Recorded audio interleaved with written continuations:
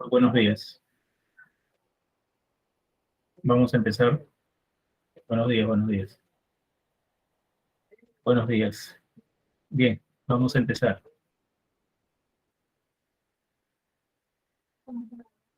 Buenos días. Bueno, vamos a empezar, buenos días, con la semana 1, que tiene que ver con los conceptos básicos. Los conceptos básicos del curso. Vamos a ver doctrinas económicas, división de la economía. También vamos a ver algunos conceptos de sistemas económicos, etc. Hoy día vamos a referirnos en la primera clase de economía a los conceptos básicos. Empezamos. A ver, confírmeme en el chat, por favor, si se visualiza. Rápido, por favor, si se visualiza la diapositiva. Sí, ya, gracias. Gracias, ahí no vaya. Ya me contestaron, gracias. Entonces empezamos, semana 1. Gracias, gracias. Bien, principios básicos. ¿Qué es la economía? La economía estudia la escasez. La economía estudia cómo se pueden utilizar mejor los recursos escasos. De qué forma se pueden utilizar eficientemente, de la mejor manera, los recursos escasos. ¿Qué son los recursos? Todo lo que nosotros utilizamos. Y la economía considera que dichos recursos son escasos. Entiende escaso como limitados. Olvídate de, en otra acepción, escaso significa poco. En economía, escasez significa recursos limitados. ¿Por qué? Porque las necesidades son ilimitadas. Por más que tus recursos los multipliques por 100, por 1000, siempre habrá recursos insuficientes. Siempre habrá necesidades que no puedes satisfacer. Tendrás que postergar y quizás nunca logres satisfacer las necesidades. Acá está resumido el problema económico. Necesidades ilimitadas, recursos limitados. Por esa razón hay que hacer sacrificios, necesidades que tenemos que postergar, necesidades que quizás nunca logremos satisfacer. El gobierno peruano, a pesar que esté la derecha, la izquierda, Castillo, Alan, etcétera, presidente que sea, todos los gobiernos, incluyendo el peruano, se enfrenta a la escasez de recursos. El Perú para este año, el gobierno tiene más o menos 200.000 millones de soles. Muchos recursos, pocos recursos. No interesa si son pocos, no interesa si son muchos. Son recursos limitados. Son recursos limitados. Perdón. Son recursos limitados. Si gasta más en educación, está bien que gaste más en educación. Pero ¿qué significa que gaste más en educación? Que tendrá que sacrificar otros gastos porque solamente tiene 200.000 millones. Si esos recursos se multiplican por 10, por 1000, igualito van a ser los recursos limitados. A medida que satisfacemos más necesidades, queremos satisfacer más y siempre los recursos serán limitados. ¿Quiénes se enfrentan a la escasez? Personas, familias. La escasez es visible para nosotros. Las empresas. ¿Conoces alguna empresa que produzca de todo? No, tiene limitaciones para producir. Apple, la empresa más importante de celulares, ponle un número, produce al año 30 millones de celulares al año. Quisiera producir más, pero no puede porque cuenta con, a pesar que es la fábrica más grande del mundo, también tiene limitaciones. Quisiera producir más de 30, pero no tiene, pues. Sus recursos son limitados. ¿Correcto? Y también Apple hace sacrificios, pues. Ese dinero tranquilamente los dueños lo pueden utilizar en vivir la buena vida, pero deciden invertir para que su empresa crezca. A eso nos referimos entonces con la escasez. Las familias se enfrentan a la escasez, los gobiernos se enfrentan. Los gobiernos se enfrentan a la escasez, las familias se enfrentan a la escasez y los países también se enfrentan a la escasez. Los gobiernos. El gobierno peruano, ni qué decir. Acá, ahí sí creo que no hay duda, ¿no? Profe, el gobierno norteamericano, que a pesar de sus problemas, es la economía más poderosa del mundo, ¿se enfrentará a la escasez? Claro que sí, pues. A su manera, pero se enfrentan a la escasez, a los límites de recursos. Esa es la idea de lo que es la economía. Y es una ciencia, y esa ciencia te va a brindar instrumentos para mejor uso de esos recursos escasos, de esos recursos limitados, ¿correcto? Avancemos. Claro, lógicamente, ¿no? En nuestro país es más notoria la escasez. que en los países del primer mundo, pero a su manera también se enfrentan a la escasez, a su manera, porque ellos quisieran tener más, ¿no? Pero también tienen limitaciones. Tienen mejor educación, mejor salud que el Perú, pero también se enfrentan a limitaciones, a su manera, lógicamente. Siempre en algunos países, en algunas familias, en algunas empresas. Te había dicho que Apple se enfrenta a limitaciones, sí, pero es más notoria la limitación cuando se hable de las pequeñas empresas peruanas, lógicamente. Muy bien la pregunta. Bien, seguimos con los conceptos básicos. Si hablamos de etimología, hoy economía viene de oikonomos. Oikos casa, nomos administración. Juntando los dos términos, oikonomos, más o menos significa administración de la casa, de los recursos de una casa. Y si eso lo extendemos, no es solamente administración de los recursos de una casa, de un hogar, sino de una empresa y hasta de un gobierno, ¿no? Lo que les había comentado. Los recursos son escasos, los recursos son limitados. No se trata de utilizar, si los recursos fueran ilimitados, ni siquiera estaríamos acá, ¿no? Viviríamos en el paraíso, en el jardín del Edén, pero eso no es posible. En la vida real los recursos son limitados, por eso que hay que utilizarlos de la mejor manera. Hay que darle un buen uso a los recursos que son limitados para que alcancen, ¿no? Y para que cada vez se satisfagan más. Nunca se puede poder satisfacer todos, porque siempre hay limitaciones, pero lo que buscamos es satisfacer el mayor número de ellas. Esa es la idea. Ninguna sociedad va a llegar a la perfección. Ninguna sociedad va a llegar a la perfección. Hay algunas ideologías que señalan queremos y soñamos con un mundo perfecto. Eso es mentira. Siempre habrá limitaciones. Lo que se busca es que se satisfagan el mayor número de necesidades y que las limitaciones sean menores, pero siempre las habrá. ¿Me entender? Bien, seguimos. Objeto de estudio, ¿dónde se concentra? ¿Dónde hace sus estudios? ¿Dónde se desenvuelve la economía como ciencia? En la producción, en la relación de producción y la distribución, la repartición de los bienes. Los recursos, mira, el cuadro te refleja bastante esta figurita. La economía busca que esos recursos se utilicen de la mejor manera. Mira el cuadrito. La economía busca, se desenvuelve en todo esto. Objeto de estudio es dónde se desenvuelve, dónde hace sus estudios, dónde busca analizar y estudiar. Recursos. La economía busca que los recursos se utilicen de la mejor manera. Hay que darle el mejor uso de los recursos, a los recursos, para producir la mayor cantidad, pues, para producir la mayor cantidad. Con, digamos, con 100 kilos de trigo, se puede producir 1.000.000 de panes. No, mucho. Con 100 kilos de trigo se puede producir 10.000 panes. Pero otra panadería con 100 kilos de trigo producen del mismo tamaño, producen el doble. Es que la segunda que está haciendo tiene la misma cantidad de recursos, pero la está utilizando de la mejor manera. No sé, pues, tiene una forma diferente de elaborar sus panes, no sé. ¿Me dejo entender la idea?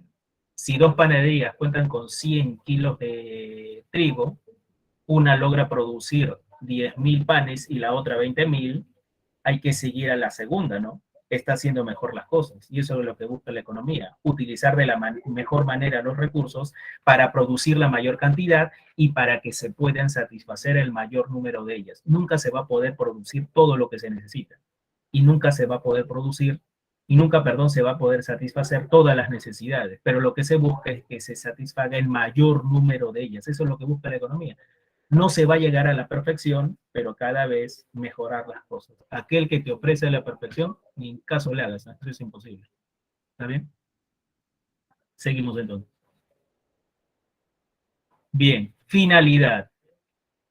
Estudiar los fenómenos económicos y determinar leyes económicas. Fenómenos económicos. Están subiendo los precios. El precio del gas, el precio del pollo, el precio del pan mismo, el ejemplo que pusimos. Hay muchas explicaciones. Y esas explicaciones son teorías, pues. Lo que busca la economía es hacer teoría. Y toda teoría busca explicar, la famosa teoría económica, busca explicar los fenómenos económicos, para plantear leyes económicas. Leyes económicas es encontrarle relaciones causa-efecto. Y con esas relaciones causa-efecto, no adivinaremos el futuro, pero vamos a saber qué puede pasar en el futuro. A ver, rápido. ¿Por qué razones un hecho económico, un fenómeno económico, fenómeno o hecho económico, un acontecimiento económico, lo mismo? ¿Qué ocurre en Semana Santa con el precio del pollo? Perdón, del pescado, sube, el precio del pollo sí, con el pollo, el precio del pescado se dispara, un fenómeno económico. ¿Qué busca la economía? Explicar por qué sube el precio del pescado.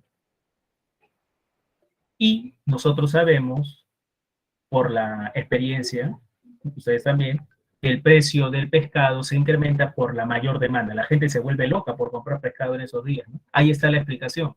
Y se puede plantear una ley. En el futuro, si se sigue incrementando la demanda de pescado, el precio puede subir. Y eso se cumple, pues. Y no solo el pescado, si se incrementa la demanda de pollo, el precio puede subir. En fiestas navideñas, si se incrementa la demanda de pavo, el precio sube, ¿no? Entonces, esa es la ley. Es una ley es una relación causa-efecto que se puede cumplir en determinadas circunstancias. Mayor demanda, mayor precio. Lo podemos señalar a través de la ley. Eso es lo que busca la economía, establecer leyes. Pasó con el papel higiénico a inicios de la pandemia, muy bien, Johan. La gente se volvió loca, pues. Era una epidemia de gripe, no era una epidemia de diarrea, pero la gente se la creyó, no sé. Nos vino una epidemia de diarrea, hay que asegurarnos, la gente se volvió loca por comprar papel higiénico, subió el precio y está.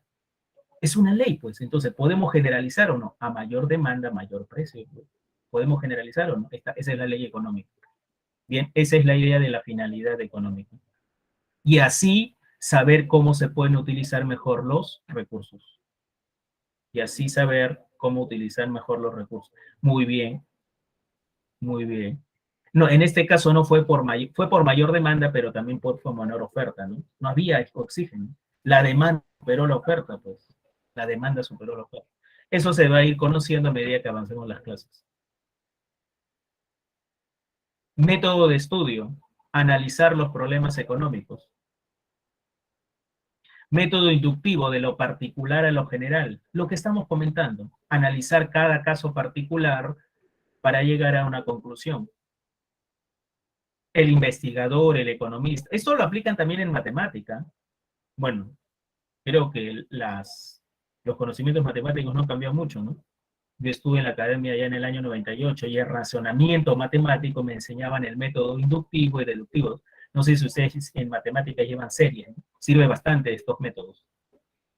A ver, método inductivo, analizar casos particulares para llegar a una conclusión general. Y la conclusión general es la ley, lo que comentamos hace un momentito, un enunciado general que lo puedes aplicar a casos particulares.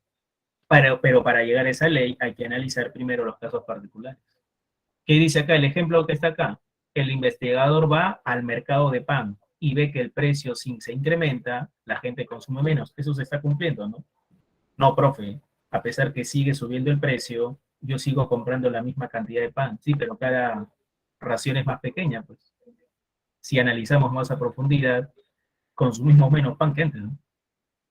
Al aumentar el precio del pan, consumimos menos pan. Eso se cumple en la vida real. Un caso particular, pan.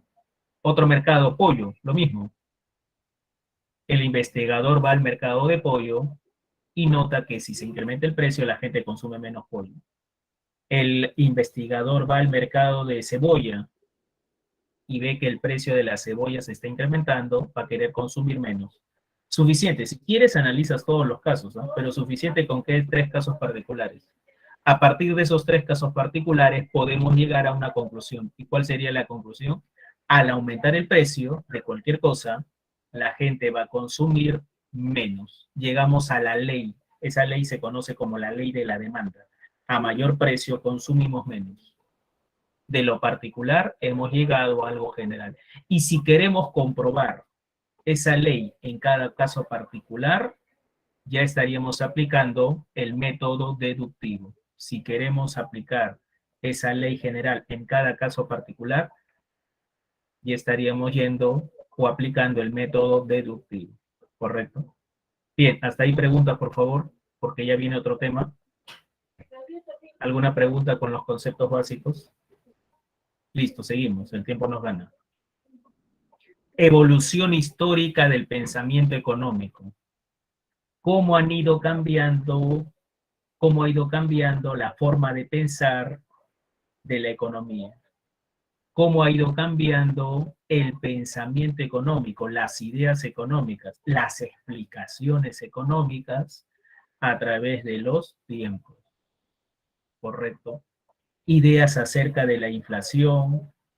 En la actualidad hay una explicación de la inflación. Inflación es el incremento de todos los precios. Lo que está ocurriendo, ahorita hay inflación, ¿eh? Ha batido récord. Por ahí ya te estoy dando la respuesta a una de las preguntas, ¿eh? Hay inflación en este momento. Hace tiempo que no veíamos un incremento tan notorio de todos los precios. Bueno, antes subía el precio del pollo y, bueno, bajaba el pescado y nosotros, ahora está subiendo todo, hijo, todo el aceite, el azúcar. ¿Qué pasa?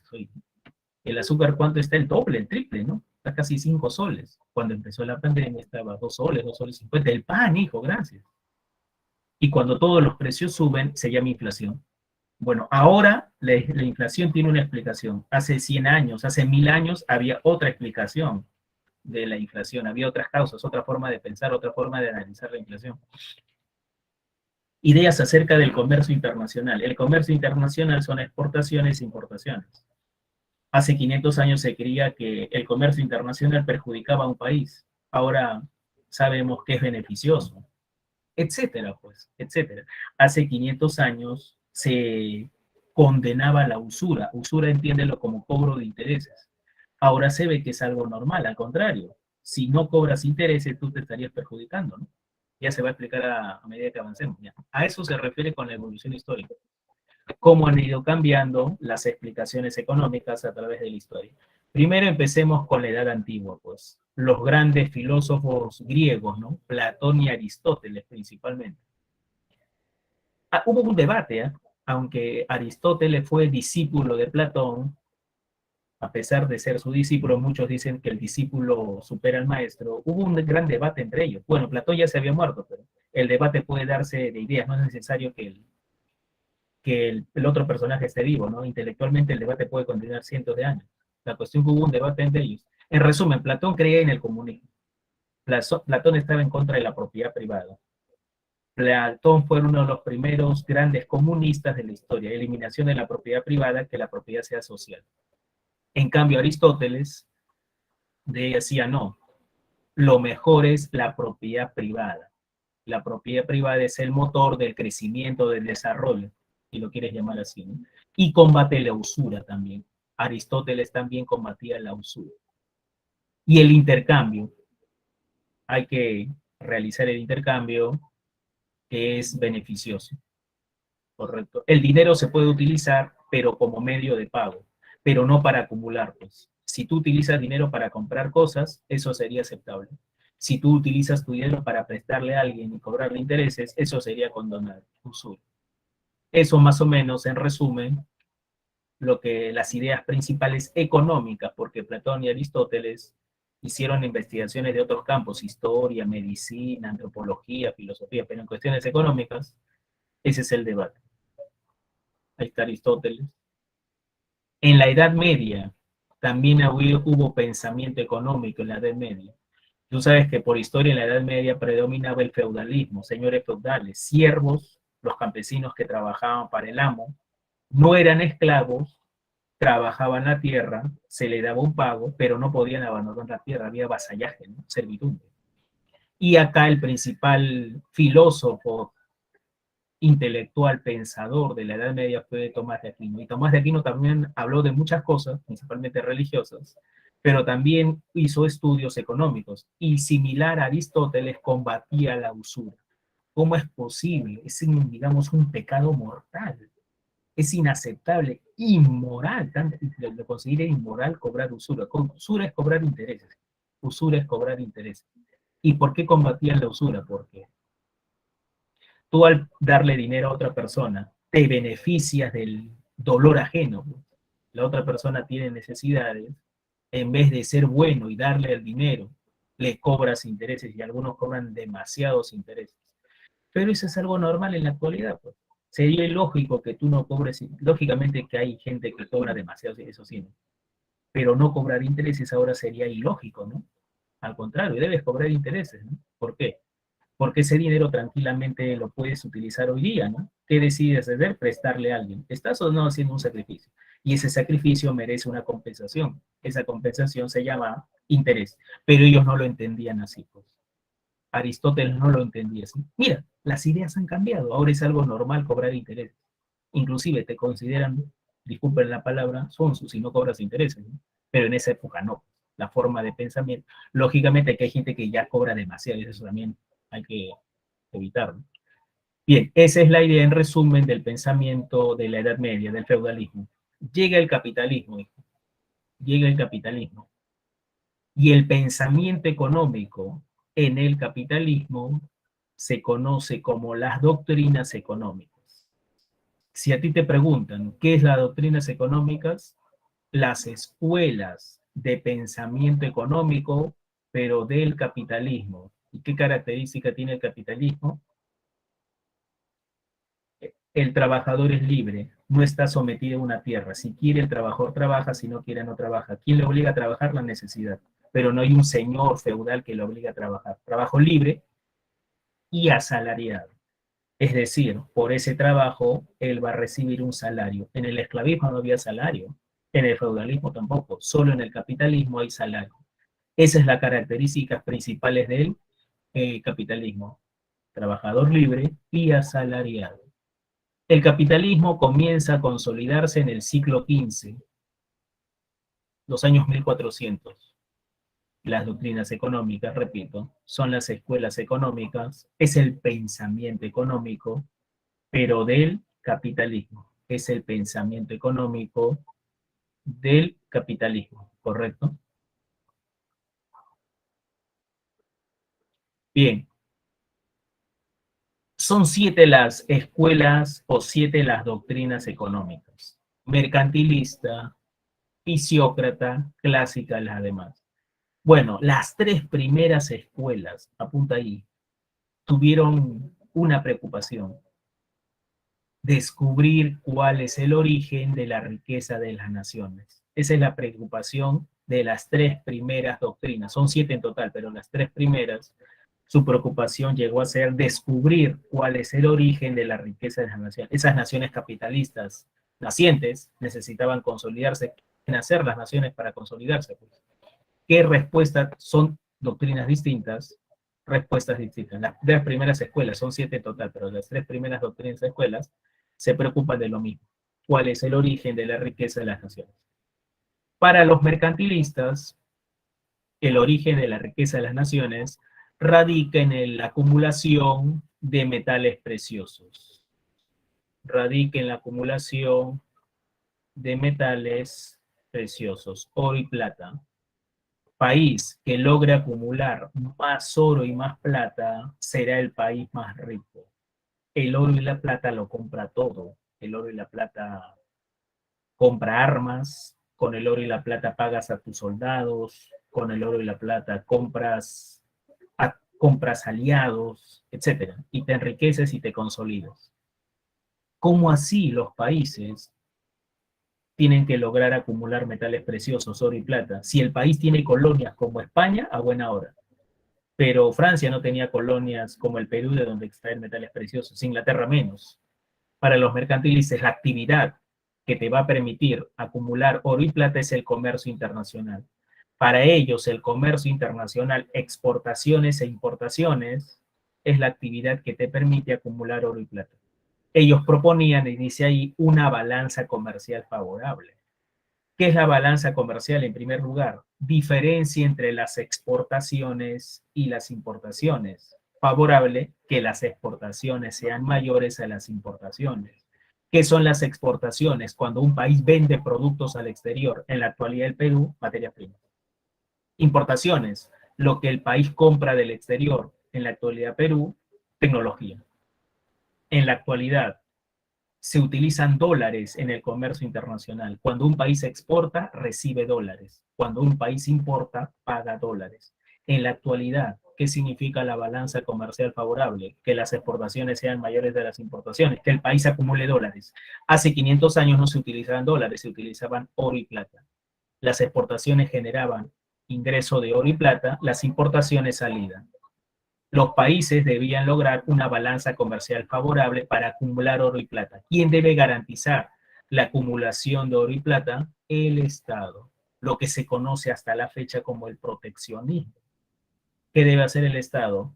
Restringir importaciones, y hasta ahora se aplican aranceles. Los aranceles son impuestos a las importaciones, se encarecen las importaciones. Y promover exportaciones, subsidios, ayudas monetarias a los empresarios, para así mejorar la balanza comercial y así acumular más metales preciosos. Propuesta de los mercantilistas. ¿Alguna duda sobre los mercantilistas?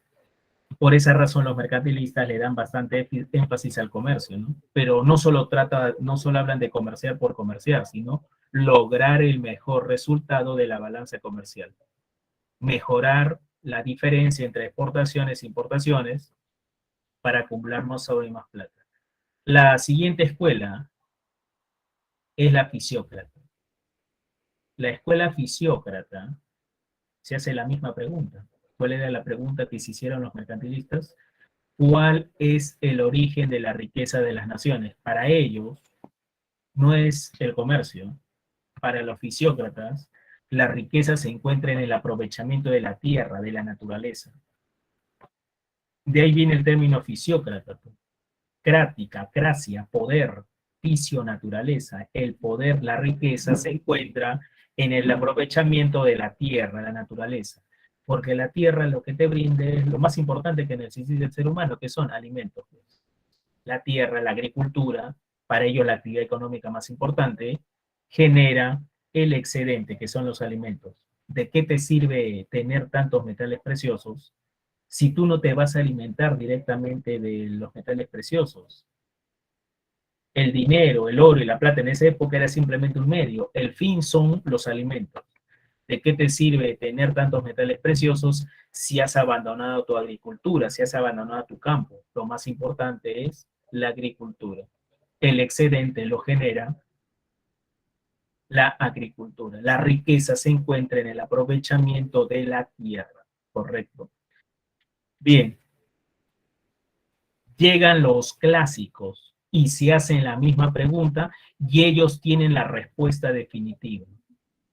La respuesta definitiva ante la pregunta, ¿cuál es el origen de la riqueza de las naciones?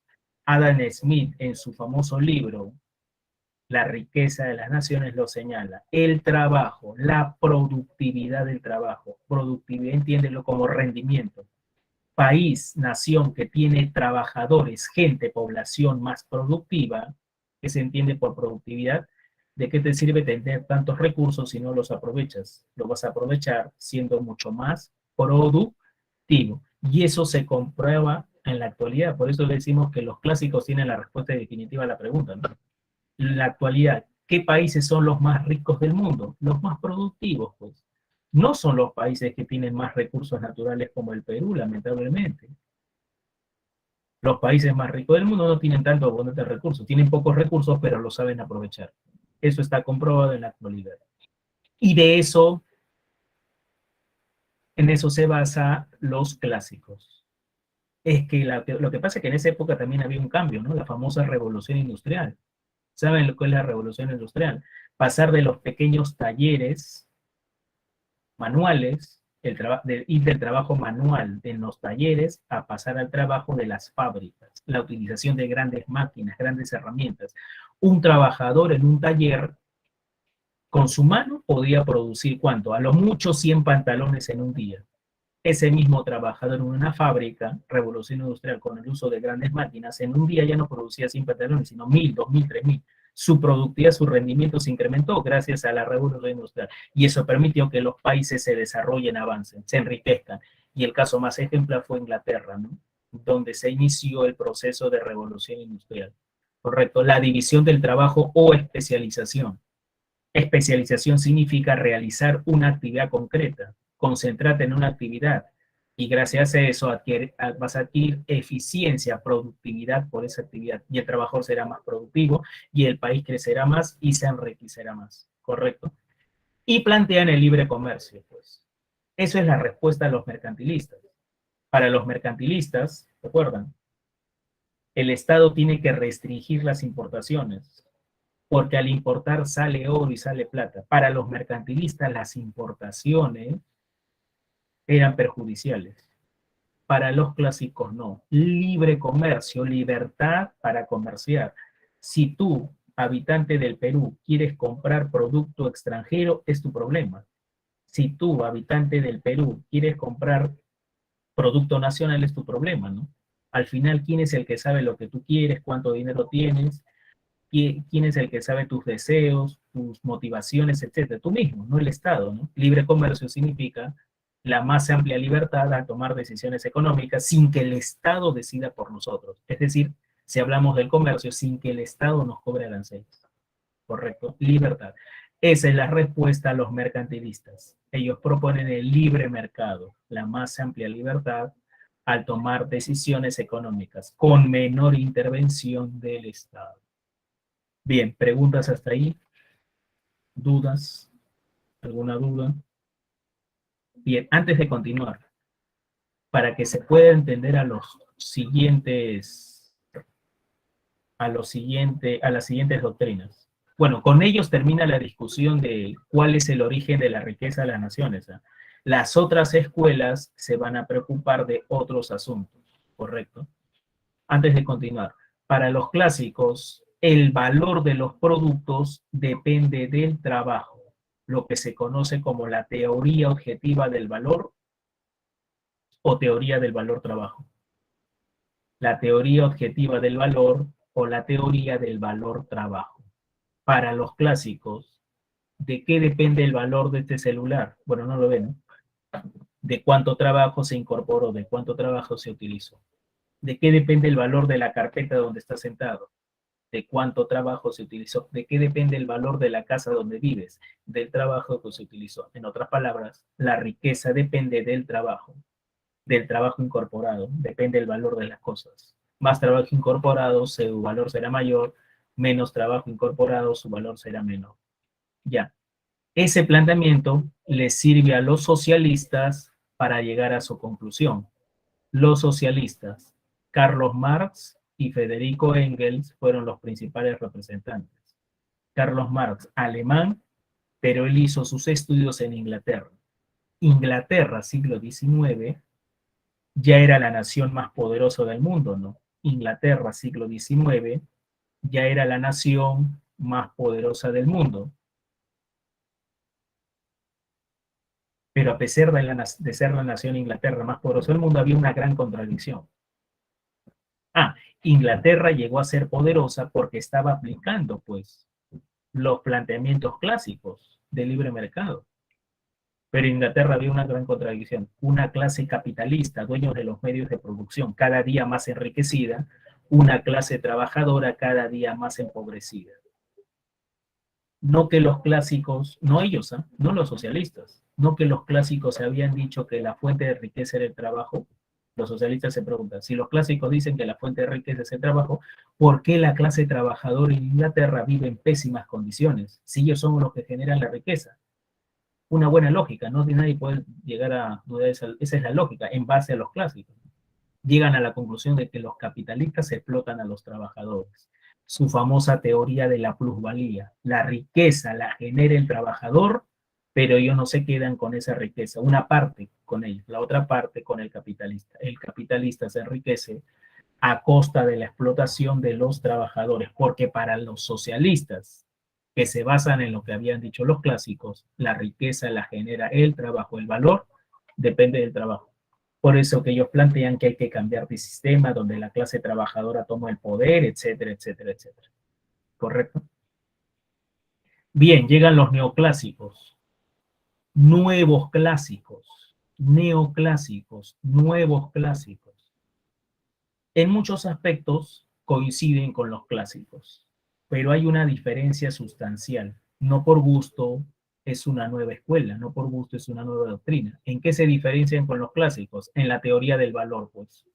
Para los clásicos, por eso lo comenté, para los clásicos el valor depende del trabajo. El valor depende del objeto, de cuánto trabajo se utilizó en la fabricación del objeto. Para los neoclásicos no. ¿Quién le da el valor a los productos? no es el trabajo, sino cada consumidor. Por eso se conoce como teoría subjetiva. El sujeto, es decir, el consumidor que quiere adquirir el producto, le da mayor valor o menos valor al producto. Depende de si es útil o no. Si para ti un producto es muy útil, por más que se haya utilizado un montón de trabajo, tú no le vas a dar ningún valor si no te sirve. Si para ti el producto es mucho importante, darías tu vida de repente por ese producto. Si es más útil, más valor; si es menos útil, menos valor. También depende de la escasez. Si algo es escaso, difícil de encontrarlo, ¿cuánto darías tú dispuesto a dar por la última unidad? Eso significa utilidad marginal adicional. Si algo es difícil de encontrarlo porque es escaso y es muy necesario, tú darías mucho por esa unidad porque es difícil conseguirla. Pero si algo es abundante, es fácil de conseguir, no tiene mucha importancia para ti porque lo encuentras a cada rato. No darías mucho por ese producto. ¿Dónde está el valor? No en la cosa, no en el objeto, sino en el sujeto. De acuerdo, si para el sujeto, para el consumidor, el producto es más o menos importante, más o menos escaso. Esa es la diferencia sustancial entre los clásicos y no clásicos. La teoría del valor. ¿Me dejo entender? Bien, hay otros aspectos que incluyen los neoclásicos, como el uso de las matemáticas en el análisis económico en la actualidad a nivel universitario. Las carreras de economía ya parecen de matemáticas, hijo, porque puras funciones, ecuaciones, álgebra, se mete un montón. Es decir, se trata de explicar las decisiones económicas matemáticamente. Y el más claro ejemplo, el más simple ejemplo de esto es, creo que está acá en la figurita, esto pues, el gráfico de oferta y demanda, el uso de las matemáticas para analizar qué pasa en los mercados. Y desarrollan la microeconomía, el estudio individual de los mercados. El principal representante es Pareto, Marshall y hay otros más. Bien, para los neoclásicos, y eso sí coincide con los clásicos, sí va a cumplir la ley de Say. ¿Qué nos dice la ley de Say? Toda oferta crea su propia demanda. No habrá desequilibrios en el mercado, no habrá crisis económica. Pero la crisis económica llegó, pues, y llegó fuerte, ¿no? No había solución. La crisis se agudizaba, el desempleo, siempre lo peor de una crisis es el desempleo. Los clásicos y los neoclásicos no podían explicar los nuevos acontecimientos. Llega Keynes para señalar que el Estado debe intervenir. Los neoclásicos también eran liberales, ¿eh? Estaban en contra de la intervención del Estado. Los keynesianos critican la ley de Say. No siempre se va a cumplir que toda oferta va a ser igual a la demanda. La demanda siempre muchas veces va a ser menor. Por eso se generan crisis. ¿Quién tiene que fomentar la demanda? El Estado. Es necesario que el Estado intervenga a través de las obras públicas, carreteras, colegios, hospitales, reactivar la economía. ¿Te suena conocido, no? ¿Te suena esa palabra conocida? Siempre en campaña electoral escuchar, el Estado debe reactivar la economía, puro keynesianismo. Y la crisis se solucionó, pues. Bueno, hay que, sin desmerecer a Keynes, la guerra también ayudó, la Segunda Guerra Mundial ayudó a que la economía norteamericana se recuperara, ¿no? Toda esa gente que no tenía chamba, a morir a la guerra o a fabricar armas. Disculpen que sea muy frío, pero es la verdad. Y los países salieron de la crisis, pues. Y a Keynes, el que propuso que el Estado debe intervenir para fomentar la demanda, para generar empleo, lo endiosaron prácticamente. Y todo el mundo se volvió keynesiano. Tanto así que a su escuela, ¿cómo le pusieron? Keynesiana. Ese es simplemente un culto a la personalidad. Lo máximo, Keynes, eres un dios. Te ponemos el nombre de tu escuela. Bien, esa es la idea de la escuela keynesiana. Pero la escuela keynesiana tiene un punto débil, ¿eh? Que el mismo Keynes se dio cuenta, pero lamentablemente Keynes se murió en el año 45 o 46. No vio lo que hicieron sus seguidores. Lo que pasa es que los keynesianos señalan que el Estado debe intervenir, ¿correcto? Pero para que el Estado intervenga necesita recursos. Pues. Pregunta, ¿de dónde saca recursos un Estado para financiar su gasto? Son tres fuentes. La primera, ¿cuál es? Cobro de impuestos. Pero cobrar más impuestos es contraproducente, ¿no? La gente se le puede ir encima. En Colombia, durante pandemia, el gobierno decidió subir impuestos, todo el mundo, de derecha e izquierda, se le fue encima. Es impopular. Todo gobierno quiere ser popular, no lo quiere hacer. Otra forma de conseguir dinero, préstamos, ¿no? En la actualidad, quieras o no, el Perú está recibiendo bastantes préstamos porque tiene buen crédito, ¿no? Siempre en los últimos años ha pagado puntual su deuda, no está ni en el Infocorp internacional, ¿no? Le prestan. Pero ¿qué pasa si es un gran deudor? No le van a querer prestar. y los países se habían endeudado demasiado, nadie le quería prestar. Entonces, según Keynes, el Estado debe intervenir, pero ¿cuál es el punto flaco? ¿De dónde saca recursos? De los impuestos descartados, impopular. De préstamos descartados porque ya no le querían prestar sino cobrar. La única solución es maquinita, pues. Lo que hizo Alan García en su primer gobierno, ¿no? Los que son venezolanos, lo que hace Maduro en Venezuela, ¿no? Maquinita, fabricar billetes y monedas. Pero ¿de qué sirve fabricar billetes y monedas cuando no hay producto? Las cosas se encarecen, inflación. Y se desató en la década de los 70 del siglo XX, desde 70, 80 en nuestro país también, hiperinflaciones en toda Latinoamérica. En Estados Unidos la inflación llegó hasta el 30%, que para nosotros no es nada, pero para Estados Unidos es una gran inflación, pues. ¿Quién es el culpable de la inflación? El Estado imprime dinero para financiar sus gastos. Solución entonces, reducir la participación del Estado, cerrar la maquinita y controlar la inflación. En la actualidad, los BCR son recontramonetaristas, tratan de controlar la oferta monetaria para que no haya tanta inflación. Si no, imagínate cómo estaríamos. Bien, muchachos, el tiempo nos está ganando. Terminamos con las doctrinas económicas. Ahí está Milton Friedman, el principal representante. La inflación es un fenómeno monetario. Esto se va a explicar al detalle en su momento también. Por el momento les decimos que muchos billetes y monedas, si no hay productos suficientes, ¿de qué sirve? El dinero es un medio, no el fin. Genera inflación. Bien, seguimos. División de la economía. La economía se divide en positiva y normativa. La economía positiva tiene enunciados objetivos. No genera polémica, no genera debate. La economía positiva, digamos así, exagerando, son como las matemáticas. Nadie puede cuestionar que 1 más 1 sea 2, pues, hijo. O alguien puede cuestionar eso. Es algo objetivo, pues. Más o menos eso es la economía positiva. Enunciados positivos, sin juicios de valor.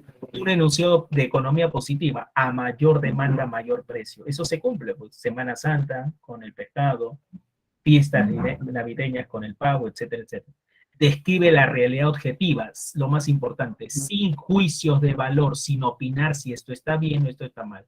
A mayor demanda, mayor precio. Eso no es debatible, dijo. A mayor demanda, mayor precio. No hay ningún juicio de valor ahí. Es así, punto. La realidad lo demuestra. Pues. Economía positiva. En cambio, en economía normativa, sí hay juicios de valor, sí hay opiniones, sí hay debates, sí hay puntos de vista. La vieja discusión del salario mínimo. El gobierno que quiere incrementó el salario mínimo. ¿Qué dicen los empresarios? No. Nos perjudica porque aumenta nuestros costos. ¿Debería aumentar o no el salario mínimo? ¿Debería cobrarse más impuestos a los millonarios o no? ¿Quiénes están a favor?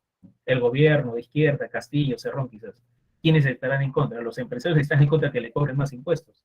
Juicios de valor, a favor, en contra. Opiniones. Si no hay opiniones, si el enunciado es positivo, objetivo, perdón, economía positiva. Si es un enunciado con una valoración de por medio, economía normativa, con una opinión de por medio, economía normativa. Yo te digo, el mejor presidente del país ha sido Fujimori.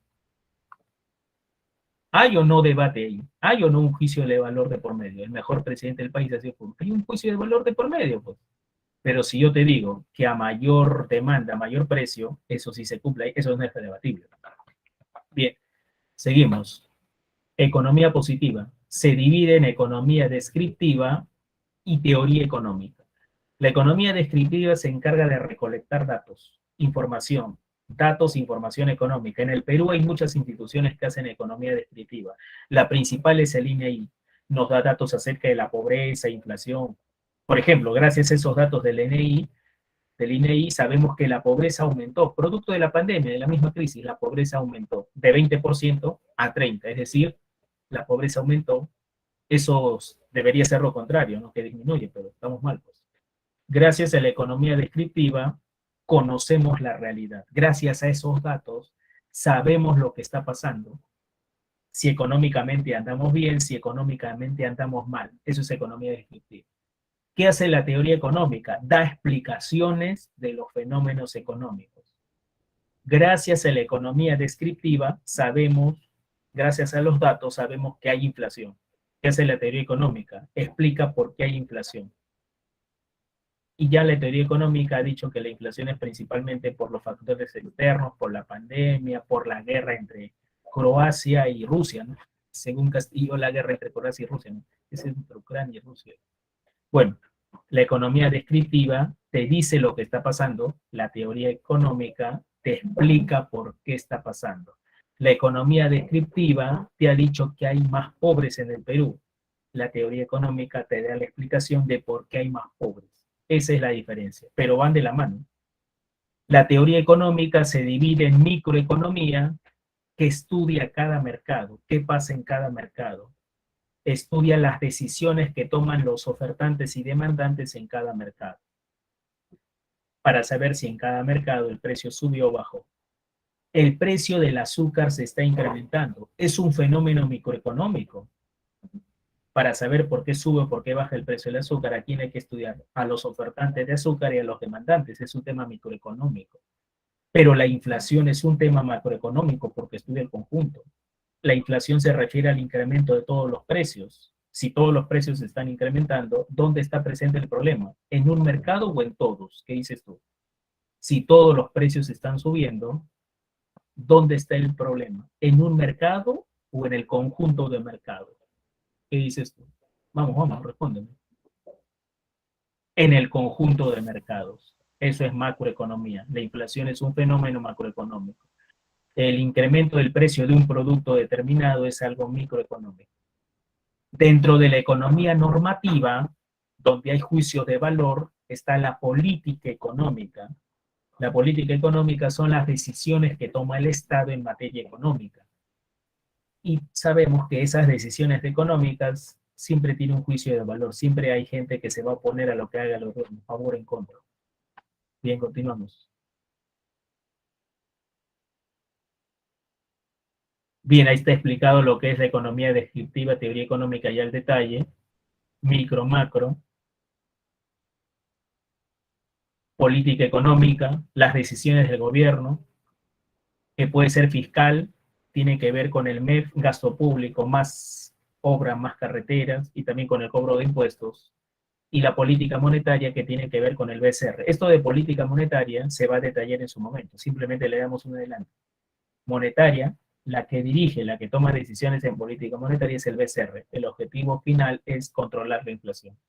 La fiscal la dirige el MEF, Ministerio de Economía y Finanzas, tiene que ver con obras, cobro de impuestos, etc. Problemas económicos. Todos estos, escucha, esto es bien sencillo, todos estos problemas económicos se basan en la escasez, hijo. Si no hubiera escasez, no habría estos problemas, no habría estas preguntas. Estas preguntas reflejan, en pocas palabras, la escasez. O estas preguntas afloran gracias a que los recursos son escasos. Primera pregunta, ¿qué producir? ¿Por qué tienes, por qué? ¿Conoces a una empresa que produzca de todo? No, ¿por qué? Dime por qué, porque no tiene todos los recursos. Pues. Hasta Apple, que es la empresa más grande del mundo, tiene limitaciones para producir. Celulares tendrá muchas más limitaciones para producir otras cosas. Tienes que decidir qué te conviene producir. O bienes o servicios. Y si decides bienes, ¿qué bienes? Celulares, televisores, automóviles, computadoras, ¿qué pues? No puedes producir de todo. Porque tienes que comprar determinadas máquinas para producir un determinado bien. ¿Qué producir? Una vez que has contestado qué producir, ¿cómo producir? Si compro más, si produzco utilizando más capital o más trabajo, ¿no? Lo que se conoce, más incentivo en capital o más incentivo en trabajo, ¿no? Y todo eso depende de cuánto dinero tienes, ¿no? Si las microempresas en nuestro país no tienen para muchas máquinas, contratan trabajadores. Las grandes empresas creo que optan por capital que les sale más fácil. ¿Cómo producir? Siguiente pregunta. ¿Para quién producir? ¿Para qué mercado producir? Si produzco para destinarlo al mercado nacional o internacional. Si produzco para venderlo en Lima o en provincia. Ojo, no vas a producir para todos. Siempre habrá limitaciones, porque los recursos son escasos. ¿Dónde producir? ¿Dónde te conviene producir más? Se supone que donde los costos de producción son más baratos, ¿no? Donde te den más facilidades. Y esto se cumple en la vida real, ¿no? Si el gobierno peruano, lamentablemente es así, si el gobierno peruano decide cobrar más impuestos a las empresas extranjeras, quizás las empresas extranjeras tengan menos ánimos de invertir en nuestro país. Sí, algunas son angurrientas, miserables, todo lo que tú quieras. pero si les cobran muchos impuestos, de repente ya no van a querer producir en nuestro país, sino en el extranjero. ¿Por qué producen muchas empresas en China? Porque la mano de obra es barata y encima el gobierno le da mucha facilidad. ¿Y cuándo producir? ¿Cuándo te conviene? Esto, un ejemplo, es la coyuntura política. Durante la coyuntura política, muchas empresas decidieron no producir, decidieron postergar su producción hasta que las aguas se calmen. ¿Me dejo entender? Todo esto se basa en la escasez. Parte se origina porque los recursos son escasos. Eficiencia y eficacia. En pocas palabras, eficiencia es lograr un buen resultado. Eficiencia significa el mejor resultado. Eficiencia significa, el mejor resultado significa, eficiencia, perdón, o el mejor resultado significa el mejor resultado pero a menores costos. El mejor resultado pero a menores costos. Correcto. El mejor resultado a menores costos. Repito, eficiencia, hacer bien las cosas. Un buen resultado. Esa es eficacia, perdón. Eficiencia significa el mejor resultado, pero utilizando la menor cantidad de recursos. La menor cantidad de recursos. Correcto. Bien, equidad. Equidad no es lo mismo que igualdad. ¿Eh? Equidad no es lo mismo que igualdad. Equidad, darle a cada quien lo que necesite verdaderamente, ¿no? Mira, esta foto refleja lo que era, esta foto bien ilustrativa es acerca de la equidad. Imagínate que a todos le hubiesen dado dos cajitas como la señorita del medio. El que esté en silla de ruedas no iba a poder ver, pues equidad significa que todos puedan ver el partido, pero para que todos puedan ver el partido, en el ejemplo, a cada uno lo que necesita. Este señor, ¿para qué gastar recursos en darle en darle una rampa, darle una caja? No lo necesita, pero el de silla de ruedas sí lo necesita. Esa es la idea de equidad. Todos tienen los mismos beneficios, o mejor, se busca que todos salgan beneficiados, pero a cada uno darle lo que necesita. Si lo necesita, si no, ¿para qué? No? Bien. Y especialización. Especialización significa concentrarte en una sola actividad. Eso ya lo mencionaban los clásicos, la especialización. Si te dedicas, si te concentras en una determinada actividad, adquieres mayor destreza, más rendimiento, más conocimiento, más habilidades en dicha actividad y va a ser mejor. La persona se va a volver mucho más productiva. Y eso se comprueba en la vida real, pues. Hay un montón de carreras que están apareciendo. En el mundo de las ingenierías, por ejemplo, hay especializaciones, ¿no? Y cada día están apareciendo más especializaciones. Antes había 2, 3 ingenierías, ahora hay ingeniería mecatrónica, electrónica. En el mundo de la medicina, creo que muchos de ustedes van a estudiar medicina, ¿no? Especialistas, urología, gastroenterología, neurología, etc. ¿Por qué? Para hacer mejor las cosas, para que adquieras mayor destreza en una determinada actividad, ¿correcto? Bien. Y por último, sistemas económicos. En una economía de mercado, todo lo decide libremente el sector privado. Las empresas y las familias deciden qué comprar, qué vender, sin la intervención del Estado. Sin la intervención del Estado. Bueno, USA más o menos que está por ahí, ¿no? USA más o menos que está por ahí. Suiza creo que sería mejor ejemplo de economía de mercado, ¿no? Suiza, hay un país de Europa, un principal, Liechtenstein, si no me equivoco, que también es una economía de mercado. Lo contrario de economía de mercado es la economía de planificación central, donde todas las decisiones económicas las toma el Estado. El Estado va a decidir por ti para todo, qué comprar, qué estudiar, etc. Y también la economía mixta, que es una combinación, ¿no? Gran intervención del Estado, pero también gran intervención del sector privado, como en el Perú, ¿no? Donde hay empresas, hay colegios públicos, colegios privados, hospitales públicos, hospitales privados, universidades públicas y privadas, conviven, ¿no? De la mano. Economía mixta se conoce. O algunos le llaman economía social de mercado, que es algo parecido. Y muchachos, el tiempo nos ganó, apunta las claves, eso no sabría decirte, eso ya conversen con la tutora. Si me autoriza lo puedo dar, ¿no? Creo que no. Eficacia es un buen resultado, eficiencia es el mejor resultado, y el mejor resultado se mide a qué resultado que has obtenido utilizando mejores tus recursos, menores costos de producción. Bien, listo muchachos, sería hasta la próxima. Dejo de compartir, cuídense. Bien, nos vemos hasta la próxima semana. Cuídense, cuídense. Hasta la próxima semana. Cuídense. Hasta luego, hasta luego.